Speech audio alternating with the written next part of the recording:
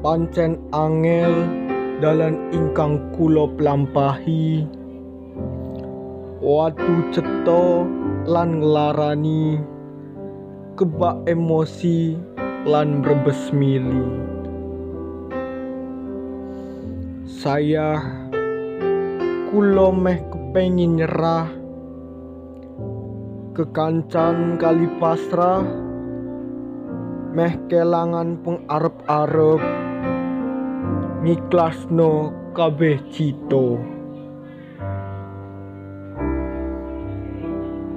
Nanging apa sing tak olihi saka nyerah,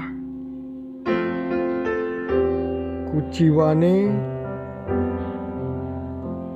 wirang utawa ketun.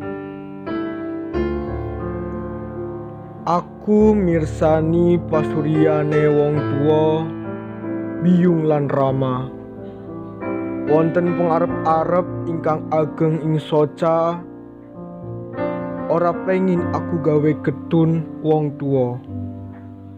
Aku bakal usaha, yen tiba aku kudu ngadeg maneh lan tangi. Aku bakal usaha sanajan samparan pincang kangge paling kula tresnani.